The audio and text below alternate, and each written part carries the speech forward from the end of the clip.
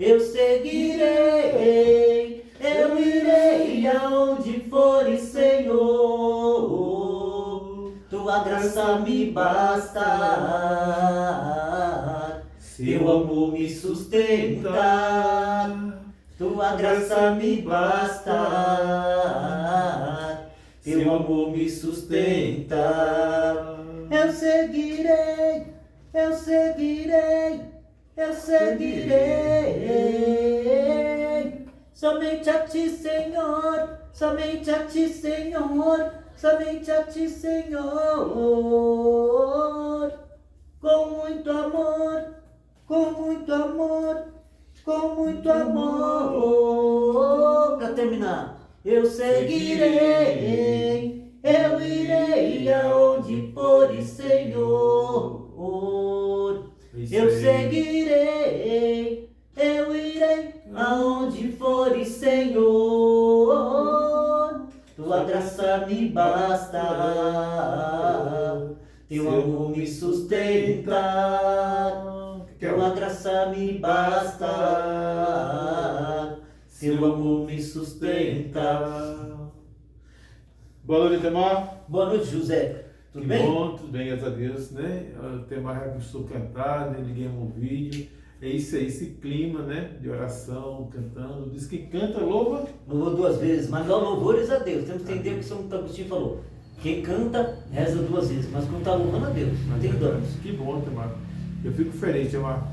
Faz uma semana que nós não gravamos, né? Faz tempo que eu não faço podcast, faz quase uns 15 dias ou mais. Aí vamos continuar falando da igreja, Temar. Né? Temar, quando fala igreja, o que você sente falar de igreja? Eu sinto que a igreja não é só a construção, a alvenaria, a construção em si. A igreja somos nós, que nós somos templo do Espírito Santo. São Paulo fala em 1 Coríntios 3,16: vós não sabeis que sois templo do Espírito Santo, e quem destruir o templo do Espírito Santo será destruído pelo próprio Deus. Nós somos morada de Deus. E é daquele que fizer alguma coisa contra a própria morada de Deus, né? Somos nós. Claro que a igreja, a construção é importante para a gente se reunir e ouvirmos o padre falar ou rezarmos juntos, essas coisas. Mas a igreja verdadeira somos nós. E essa igreja, templo do Espírito Santo, através do batismo, que recebemos essa igreja que Cristo pôs em nós através do Espírito Santo? Sim, através do Espírito Santo, porque aquele que não tiver o Espírito Santo, é como fala a palavra, está morto vivo. Para Deus está morto, e Deus é Deus vivo, não dos mortos. Quando a gente é batizado, a gente se torna filho de Deus, não filhos biológicos, né? Que Deus não tem filho, assim, digamos, biológico, ele é Deus, não é homem, né? Mas ele tem um filho só, primogênito e único, né? Que é filho de Deus mesmo, o próprio nosso Senhor Jesus Cristo. Nós somos filhos adotivos através de Jesus, não é, José? Sim. O tema, vou falar, então, como nós somos católicos, o podcast é mais para os católicos, bispo, presbítero e diácono são os cabeças da igreja. Tem um papa, né, que vem do bispo, que passa para o cardeal, vira papa, certo? Mas esses são os ministérios da igreja. Ó. Para presidir o povo de Deus, temos o ministério ordenados: bispo, presbítero e diácono. Sim, porque começa no diaconato, o ministério ordenado, ministros ordenados. Então, antigamente eu pensava que era começando pelos padres. Pensava que a ordenação sacerdotal aqui é a ministro ordenado, que diácono não era ministro ordenado ainda. Mas começando com o diácono, depois com o padre, bispo, para ser bispo, para ser bispo, no seu apostólico e papa. E o Papa é o cabeça da igreja, o chefe máximo da igreja, mas como o José falou, através da reunião dos cardeais arcebispos, né, até 80 anos, lá no Vaticano, né, na Capela Sistina, se não me engano, se reúnem as portas fechadas e fazem o conclave. Aí muitas vezes demora dias, um mês, e teve um que demorou até 2, 3 anos, né, o conclave. Nossa, e esse tempo de 3 anos, quem ficou na frente da igreja, Tomás? Ficou um cardeal lá, não lembro qual, mas algum cardeal ficou na frente da igreja. Porque você não conseguiria eleger o sucessor? Mas o povo está vendo que os bispos estavam exagerando, falou que o Espírito Santo não está vindo, aí eles abriram o teto e falaram, então agora o Espírito Santo vai vir. Se não veio de jeito, vai vir agora. Aí veio e falaram para eles atender logo, que estava acabando o alimento, acabando tudo. Aí eles tiveram que se apressar e escolher o Papa. Só que eu não estou lembrando agora que Papa que foi não, nessa época não. Mas a gente tem que tomar cuidado, porque muitas vezes os próprios bispos, os padres podem vir a querer aproveitar da bondade do povo, né? Também pode ser dentro da igreja evangélica, né? Infelizmente. Na igreja evangélica também pode acontecer isso, mas isso aí foi na igreja católica, né? E para que ele seja eleito papa, claro, só tem na igreja católica. Tem falsos papas, né? Cismas que aconteceram na igreja, tiveram falsos papas, mas o verdadeiro é escolhido por cardeais arcebispos, no conclave. Otemar, mas antes do conclave, o próprio Deus, né, nomeou o primeiro papa, né? O próprio nosso Senhor Jesus Cristo, que é Deus, como Zé falou, Deus Filho, né, segunda pessoa da Santa Trindade, ele nomeou São Pedro como primeiro papa, como vocês podem ver em Mateus 16, 13 em diante, né? Ele falou, como Pedro respondeu, quando Jesus perguntou, e que para vocês quem eu sou? Ele falou, tu és o filho do Messias, o filho de Deus vivo. Aí nosso Senhor Jesus Cristo falou, Pedro, tu és, por causa disso, tu deixarás de ser Pedro, será de chamar pedra, né? Pedra. E em cima dessa pedra eu edificarei a minha igreja, né? E ele deu a chave do reino dos céus para Pedro e falou, tudo que ligar na terra será ligado no céu, tudo que desligar na terra será ligado nos céus, e não, o poder do inferno não vencerá a igreja. E o próprio Cristo fala isso para Pedro. O próprio Cristo. Por isso que fala, Pedro foi o único eleito por Cristo, assim, ao pé da letra. Os outros são eleitos, mas sucedendo a Pedro. Por isso que nenhum papa tem o nome de Pedro, nem no sobrenome, né? Porque por respeito e amor e respeito ao primeiro papa, que foi o único papa chamado Pedro. E qual foi o primeiro, o segundo, o primeiro depois de Pedro? Foi Lino. Eu sei mais ou menos até o terceiro ou quarto. O primeiro papa foi Pedro, depois Lino, depois Clemente. Legal. Aí vai sucedendo até chegar ao Papa Francisco. Está aqui o Lino, né? Papa Lino. E 2 ou 3 papas depois do Papa Pedro, que eu soube, foi ele mesmo que escolheu esses 2 ou 3 anos depois dele.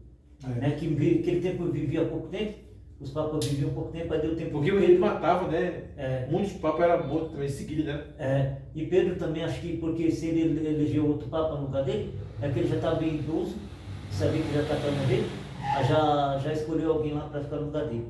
A igreja é sábia, tá vendo? É verdade, Temar. Olha, há 5 mistérios da igreja. Os 5 mistérios da igreja é apóstolo, profeta, evangelista, pastor e mestre.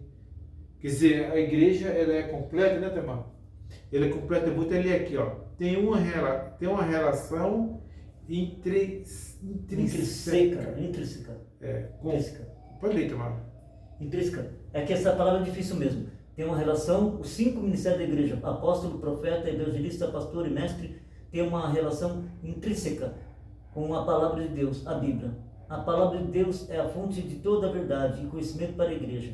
A cada ministério tem uma função específica em relação a ela.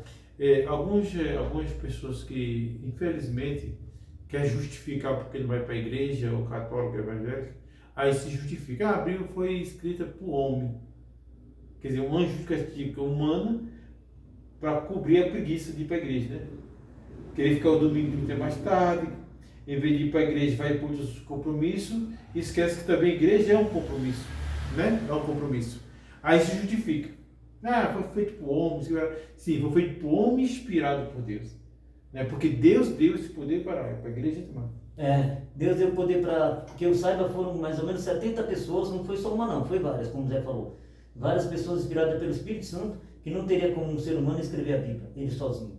Muitos falam que teve gente que inventou os evangelhos, mas não tem nada a ver. Nenhum ser humano conseguiria escrever o que está escrito na Bíblia sozinho. Então foram 70 pessoas que escreveram. Entre profetas, pessoas escolhidas por Deus a dedo, né? Evangelistas, exegetas, né? Que são estudiosos da Bíblia. E quem traduziu a Bíblia foi um padre muito santo, São Jerônimo, né? No século 4 ou 5, se não me engano, lá em Belém da Judéia. São Jerônimo ele entrou na gruta de Belém onde Jesus nasceu, mas não se achou digno de ficar lá para traduzir a Bíblia, né? Que o Papa Damaso mandou ele traduzir a Bíblia. Aí ele foi na gruta, a próxima gruta de Belém de Judá, do lado, e ficou lá vários anos, né? Ficou 40 anos para traduzir a Bíblia, viu? 40 anos para traduzir a Bíblia. Ele era muito inteligente, sabia, ele pensava, falava, escrevia, lia tudo em grego, hebraico, aramaico, latim, tudo. Por isso que ele conseguiu traduzir a Bíblia toda, Antigo e Novo Testamento. Tá vendo? Então por isso que Deus dá inteligência para as pessoas, não é qualquer um ter esse dom. Tem o próprio Jesus vai falar, né? Que ele veio para os seus e os seus não aceitaram. Quer dizer, ele como judeus, ele veio para os judeus, catequizar primeiro os judeus, depois os gentios que chegam até nós, né? E os seus não quiseram, né? Quantas vezes ele fala, ele chora, né? Porque as pessoas não aceitaram, ele fala que a igreja tem para ser destruída, né? E sucessivamente. Por necessidade, por perseguições de necessidade, os cristãos, após a morte de Cristo, vão se reunindo, né?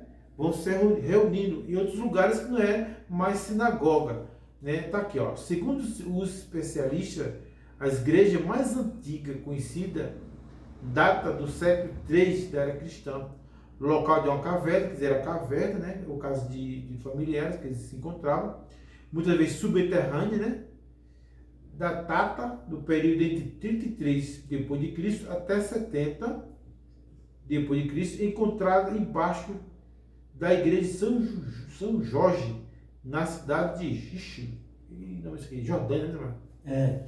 Quer dizer, depois eu vou perceber quando ele construiu a igreja de São Jorge, eles vão ver que tinha cada turma, tipo assim, um salão dentro das pedras, né? Quer dizer, as igrejas nasceu assim, né, irmão? Nasceu assim porque eles estavam, como o Zé falou, se refugiando com medo dos judeus, dos romanos, do poder daquele tempo lá. Até Constantino, a igreja foi perseguida até o ano 300 e pouco, quase 400. Aí Constantino veio, era filho de Santa Helena, ele se converteu ao cristianismo e libertou a igreja católica, né? Aí tinha muita perseguição, e fizeram essa igreja, né, que eu também fiquei sabendo agora, e São Jorge, ali está para uma Jordânia, né? Só que São Jorge era da Capadócia, lá perto lá da Jordânia. E foram encontrados lá. Por isso que muitas cavernas tinham sinal de peixe, de pão, que quando chegasse lá sabia que tinha cristão lá. E também a história da igreja vai falar, né? Que a Eucaristia era celebrada nesses lugares escondidos, né? Tinha muito catecúmeno, né? Que era batizado, quando saía era degolado, era morto. Para você ver, como ele fala, já nesse imperador Constantino foi ter uma calmaria na igreja. Mas isso já era no ano 300. Você imagine 300 anos de perseguições? Aí foi ter uma paz, né, Tamar? Foi a paz. Aí se converteu, o imperador se converteu ao cristianismo, né? Se converteu, através da mãe dele, que também era meio cabeça dura. Era meio cristão, meio pagão. Aí foi indo mesmo, ele convertido, ele tinha uma ideia um pouco pagã. E aí a mãe dele foi lá em Jerusalém, né? Lá no Gólgota, no Calvário, e encontrou as 3 cruzes. E falou para o patriarca de lá, que queria levar a cruz de Cristo. E aí ela testou, ela chamou os doentes, né? Quando tocavam uma cruz e eram curados, mais ou menos, curados nem todos, mas alguns, havia que era de São Dimas, né? A cruz. Aí quando outros que não era curado de jeito nenhum, era do outro ladrão, que blasfemou contra Cristo na cruz. Quando as pessoas começaram todos a serem curados, era a cruz de Cristo. A Santa Helena levou com um soldado dela para lá, para Roma, para aqueles lados lá, para Constantinopla, na Turquia, que o reinado era de Constantinopla, Turquia. Depois foi para Roma de novo. E aí foi para lá e levaram a cruz, né? Tem várias, agora depois dividido em vários pedaços, no mundo inteiro tem pedaços da cruz. Até na Catedral de São Miguel Arcanjo, aqui no centro de São Miguel, perto de nós aqui, tem um pedacinho da cruz de Cristo, um relicário. Algumas igrejas protestantes, né? Fundadas agora em 1900 por alguns cidadãos, né? E começa a criticar a Igreja de Cristo, né? Se achando que elas que vão ao ponto de salvação. Aí eu me pergunto, irmão, quer dizer, passou 1900 anos para Deus manifestar agora? Não só 1900, mais tempo, né? 1500, porque em 1517, Lutero, lá na Alemanha, padre que era católico, né? Se revoltou contra a igreja, que claro, a igreja é falha, né? Isso é humano também, né? Humano. Aí o falho teve as suas falhas e ele, em vez de consertar os erros dentro da igreja, quis criar o protestantismo. Aí dividiu a igreja em certa parte, mas nunca o inferno vai vencer a igreja. Depois, no final da vida dele, ele viu que ele estava errado, mas já era tarde. Aí começou essas igrejas proliferarem. A história vai falar que ele se confessou, ele sabendo que ia morrer, e ele falou o erro que tinha cometido. Porque mesmo ele separando, mesmo iniciando a igreja protestante, ele percebeu que não valeu a pena, porque poucos anos depois, o amigo dele que iniciou esse projeto de separação da igreja católica, fundou outra igreja. Fundou outra igreja. E assim, antes de ele morrer, já tinha mais de 20. Tudo protestante. Quer dizer, onde está a unidade? Quer dizer, percebeu que, onde Deus falou assim, quem não está comigo se espalha. Quer dizer, é um sinal que a unidade seria muito mais vantajoso. Quer dizer, se a igreja católica tem algum padre, algum bispo que cometeu alguns erros, reze, ou você lute para que a coisa possa mudar. Não adianta você sair, né? Por exemplo, agora eu quero sair da igreja e fui da minha igreja. Imagina. É errado, é pecado grave. Pecado grave. E quando ele dividiu, tem um amigo de Lutero que eu soube, que a mãe desse amigo dele estava morrendo e falou, filho, qual é a igreja que eu devo ficar para ganhar a salvação? Falou, se a senhora quiser viver tranquilamente, sem regra, sem nada, a nossa, a protestante. Mas quiser ser salva, a salvação é a católica apostólica comum. O São Bento, né? Bento XVI, nessa Santana, porque ele não foi beatificado, ele fala assim, a igreja católica é um grande luzeiro também, grande luzeiro de salvação. Você tem uma grande luz no caminho de salvação. Você vai tombando sem São José, vai tomando do outro lado sem Santo Antônio, vai tomando sem Nossa Senhora Aparecida, vai tomando sem Santa Inês, e você vai, né? Vai. E outras igrejas que também pregam o cristianismo como fosse uma vela ou como fosse uma estrela que brilha muito pouco. Quer dizer, precisa vigiar mais, né? Ele não quer dizer que não sou errado. Também prega Cristo, mas com muitas poucas luzes. Né? Muitas poucas luzes. Você vai, lê essa parte aqui, se dá para você ler aqui. Qual foi a igreja fundada por Jesus Cristo? A história da Igreja Católica Apostólica Romana tem seu início por volta do ano 30 depois de Cristo, por ocasião do ministério de Nosso Senhor Jesus Cristo, que escolheu os 12 apóstolos, com os quais edificou sua igreja. Mateus 16, 18, como falei quase agora. Dentre estes, Jesus escolheu um como principal, o primeiro entre iguais, Simão, a quem ele chamou de Pedra. Quer dizer, percebe? Ele catequizou, ele formou os 12 e deu a missão de construir várias igrejas no mundo, né? Várias igrejas. Várias igrejas católicas. E o que é o significado católico, Temar? Universal, que existe no mundo inteiro. E apostólico já diz o nome, dos apóstolos. E romano, que a sede é em Roma. Que o Vaticano é o menor país do mundo e fica em Roma, capital da Itália. Quem puder, vai lá, né? Eu tenho fé que um dia eu vou. Eu, Zé e outras pessoas, né? Lá em Roma, no Vaticano. Temar, aí a igreja, sabiamente, vai começar a perceber que a igreja primitiva, aqueles que morriam pela causa de Cristo, eles foram santificando, não é isso? Como se explica isso? Se explica... Como a igreja chegou a canonizar o santo e falou que ele ajudaria nós aqui a ir para o céu também? Porque a igreja fala bem claro, Jesus já falou bem claro em Mateus 5, 48, né? Último versículo do capítulo 5, que ele fala assim, sede santo como vosso Pai é santo, sede perfeito como vosso Pai do céu, ou Pai Celeste, tanto faz, perfeito. Então a gente tem que procurar o máximo ser santo e perfeito, não totalmente como Deus, ninguém vai ser, nunca vai ser. Nem Nossa Senhora é tão perfeita quanto Deus, ela é muito perfeita, perfeitíssima, mas não é perfeita como Deus, né? Porque Deus ninguém é igual a ele. Mas a gente tem que procurar ser o mais santo possivelmente, com a ajuda de Deus, é claro. Aí sim, quem buscar santidade, não só os mártires e santos canonizados são santos. Aquele que buscar ser santo, vai com a ajuda de Deus, vai ser santo. Pode não ser beatificado e canonizado. A gente pode ser santo também, todo mundo é chamado da santidade. Não é só os santos foram beatificados, mas os beatificados canonizados, como já falou, eles se tornaram beatificados e canonizados porque tiveram atos heróicos, como Santa Rita de Cássia, São Pedro, os apóstolos, vários santos. Que morreu no Coliseu, Santa Felicidade, Santa Perpétua. São Santo Inácio de que foi um dos primeiros martírios. Quem foi assado é Santo Ambrósio, foi assado na brasa? Não, São Lourenço. Santa Joana d'Arc foram queimados vivos, né? Tudo em nome de Cristo. Né? E São Lourenço ainda brincou com a própria morte. Ele tinha um senso de humor forte e tinha coragem mesmo, amor a Deus, não tem medo de morrer não. Ele está sendo queimado e falou assim, agora para virar o outro lado, já estou tostado pela frente. Até brincou com a própria morte. Porque ele sabia que era pessoal direto. Quem morre mártir por amor a Deus vai para o céu direto, não passa por purgatório nem um segundo. Essas pessoas sofrem muito, vão ser mais privilegiadas que aqueles que não sofrem tanto quando morrem. O tema o que leva a pessoa a ter medo da morte? Por que alguns têm medo da morte, irmão? Isso é fácil.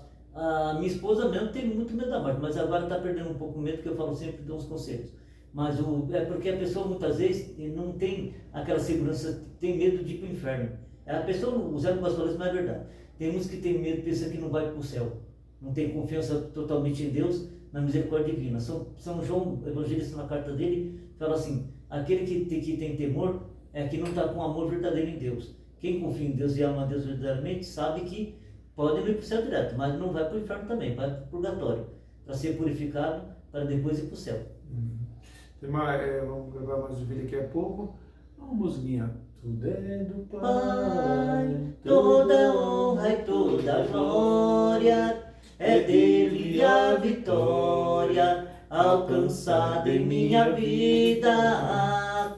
Tudo é do Pai, se sou fraco e pecador, bem mais forte é o meu Senhor, que me cura.